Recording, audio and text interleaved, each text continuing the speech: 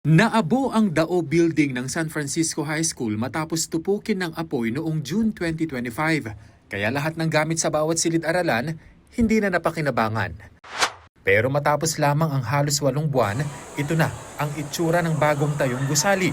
Matapos iyatas ni Pangulong Ferdinand R. Marcos Jr. na pabilisin ang pagkukumpuni nito. Muli siyang bumisita at ikinagalak ang bagong bihis na school building. Mula sa dating 2 palapag at 10 classroom lamang, ginawa na itong 4 na palapag na may 36 na silid-aralan. Dahilan para mas maraming estudyante ang makinabang. Ang pinakamaganda rin dito ay yung natapos itong construction na ito in 8 months.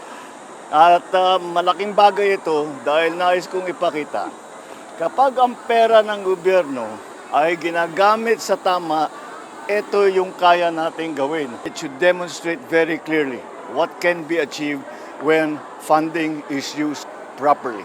It does not go into people's pockets but goes directly towards this important project such as this. Mas pinaganda na rin ang classrooms mula sa maayos na mga upuan ng mga estudyante, maayos na ventilation at mayroon na ring mga TV. Para maiwasan yung sunog na nangyari kagaya noong nakaraang taon, kabilang sa safety features ng bagong gusaling ito ang pagkakaroon ng fire sprinklers. Hindi lamang dito sa hallway, kundi pati na rin doon sa loob ng bawat classroom. At para maiwasan din yung disgrasya ng mga estudyante, non-slip na yung ginamit sa sahig. Formal ding itinurn over ang bagong Nara building na idinonate naman ng isang pribadong kumpanya. 24 na classroom ang mayroon dito. Malaking bagay yan ayon sa Pangulo sa scheduling ng mga mag-aaral. Ang pinakamalaking bagay dito ay hindi na sila nagdo-double shift.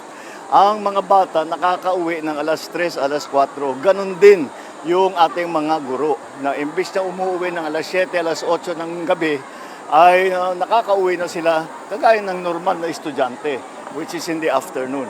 Ang freshman students mas ganado sa pag-aaral. Mas lalo po akong nakaka-focus kasi po sobrang comfortable ng environment. Ang ganda ng pagkakagawa ng table. Di na namin kailangan yumuko pa kasi yung dating structure ng table natin, yung space desk niya is nasa ilalim.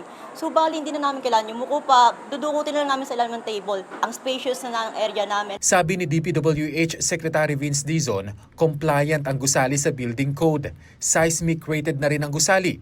Ibig sabihin, makakayanan nito ang lindol na may magnitude na 7 pataas. Sabi pa niya, pwede itong gawing template para tugunan ang backlog sa mga silid-aralan sa buong bansa, lalo't natapos ito ng mabilis. Nagbibigay ito ng inspirasyon sa amin sa DPWH na kung kayang gawin dito, kayang gawin sa buong Pilipinas to. No, 8 months to nagawa. No, dapat to 12 months. Pero natapos 4 months ahead. 8 months nagawa na to. At hindi talaga shortcut. Maayos ang pagkagawa. Bagay na sinigundahan naman ng DepEd. Depende na siguro sa lugar yan, depende na rin sa district engineer, sa magsusupervise, sa contractor.